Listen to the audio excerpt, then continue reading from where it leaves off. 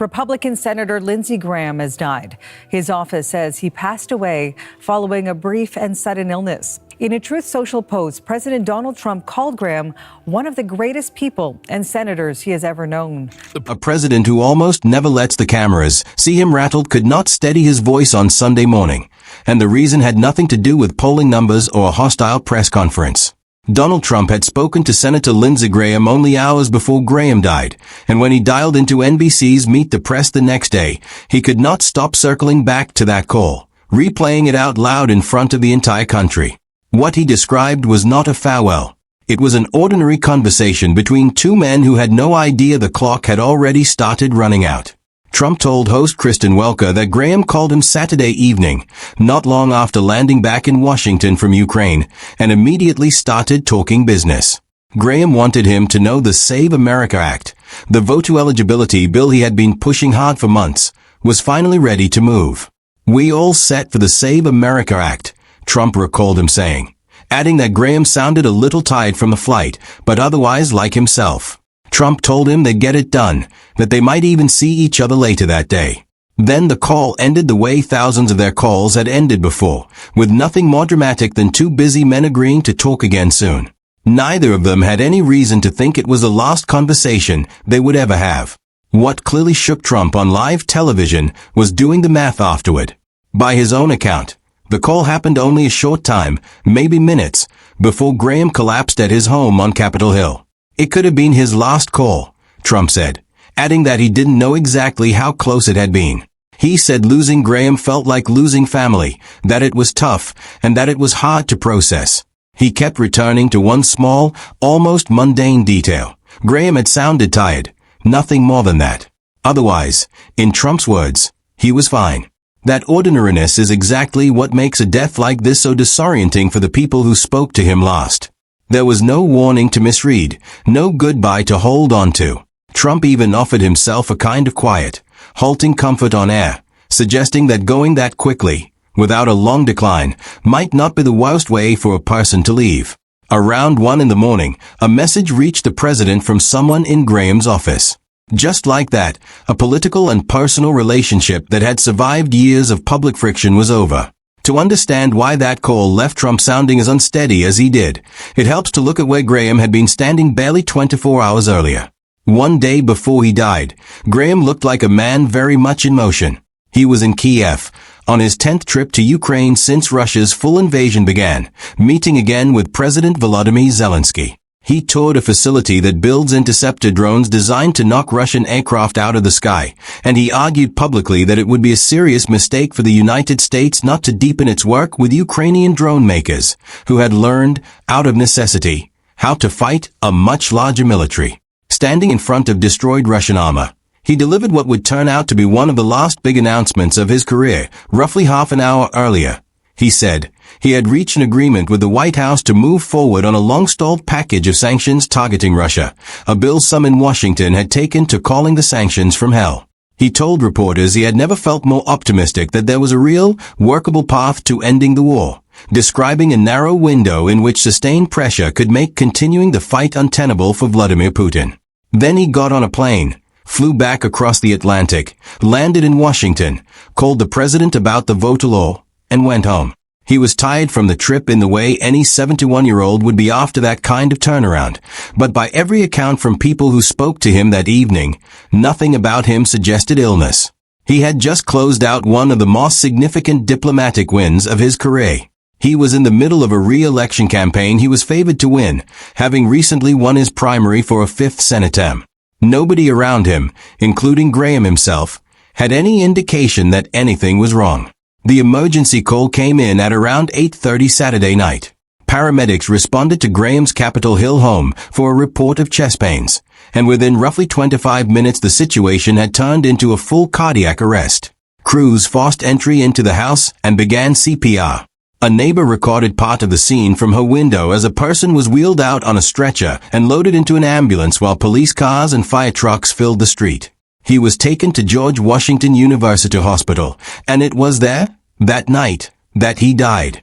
His office released a brief statement in the early hours of Sunday morning, saying only that Graham had passed away from a brief and sudden illness, and asking for prayers and privacy for the family during an incredibly difficult period. No cause was given at that point, no further explanation, which left an unusually large gap for a public figure of his profile. Predictably, that gap filled quickly with speculation. Given the timing, just a day after Graham stood in a Ukrainian war zone talking about squeezing Putin with sanctions, and given that threats against Graham and other American hawks had reportedly surfaced around a funeral in Iran only days earlier, some corners of the internet jumped straight to poisoning, with prominent voices online publicly demanding a toxicology investigation. But that theory did not hold up against what investigators and Graham's own medical findings actually showed.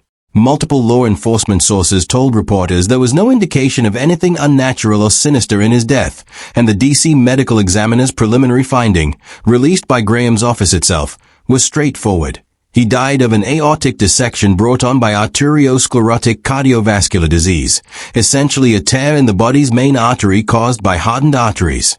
A condition the Mayo Clinic notes is most common in men in their 60s and 70s. It's also a condition with a personal echo in his own family. Graham's father had died of a heart attack at 68. The senator's final hours were shaped by strained blood vessels, not by anything more mysterious.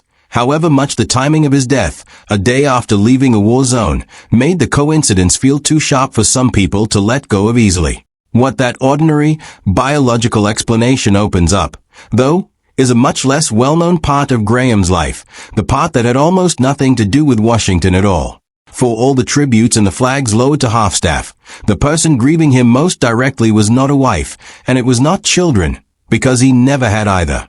That wasn't incidental to who he was. It was central to it. When Graham was 20, his mother died of Hodgkin's lymphoma.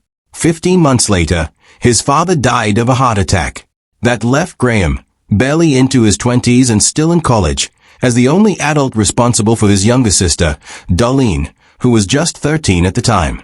Their parents had run a small restaurant, bar, and pool hall in Central, South Carolina, called the Sanitary Cafe, where the family had once lived in a single room behind the building. There was no family fortune to fall back on, no safety net beyond Graham himself. He didn't step back from that responsibility. He became her guardian, and after enlisting in the Air Force, he formally adopted her so she could receive his military benefits. He stayed close to home to attend the University of South Carolina so he could remain her legal guardian while finishing school. Darlene has since described him not simply as a brother but, in her words, as a brother, a father, and a mother rolled into one. When people spent decades wondering publicly why Graham, one of the most recognizable men in Washington, never married, he tended to deflect with a joke, saying he never found the right time to meet the right girl, or that the right girl was smart enough not to have time for him. Behind that line was a simpler truth. The years most people spend building a family of their own, Graham had already spent raising his sister through the worst period of both of their lives. That history helps explain why his death landed the way it did across such a wide, and often openly hostile, political spectrum. Graham's relationship with Trump was not a simple one. Back in 2015, Graham had called Trump a race-baiting, xenophobic bigot on camera and warned that nominating him would wreck the Republican Party. After January 6, 2021, he stood on the Senate floor and said he was done, that enough was enough. If those two moments were all you knew about them, you'd assume they despised each other permanently.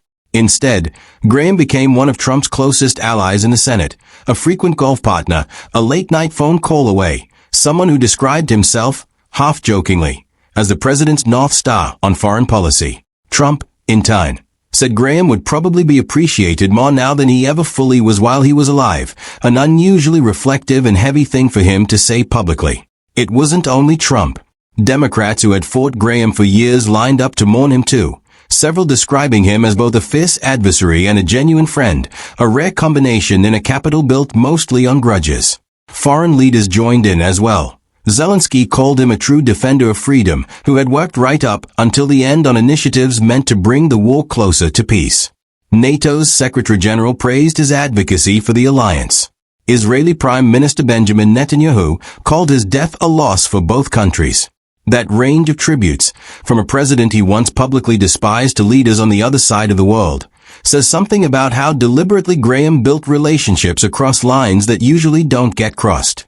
Perhaps the sharpest edge of the story is what was left unfinished on his desk. For more than a year, Graham had been the driving force behind that Russia sanctions package, and he had just told the world in Kiev, less than 24 hours before he died, that it was finally going to become law. He didn't live to see the vote. Lawmakers from both parties, including Democrats who had worked alongside him on the bill, have since said the clearest way to honor him is to actually pass it. If that happens, it will become law shaped almost entirely by a man who is no longer there to see it, a strange kind of victory that arrives just late enough to miss the one person who wanted it most. There's also the practical hole he left behind.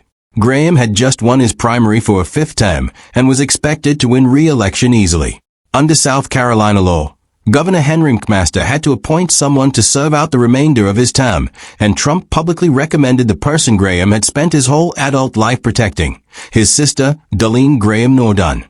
McMaster appointed her, meaning the woman Graham raised as a 13-year-old orphan is now, in an almost unbelievable turn, sitting in the Senate seat he held for more than 2 decades.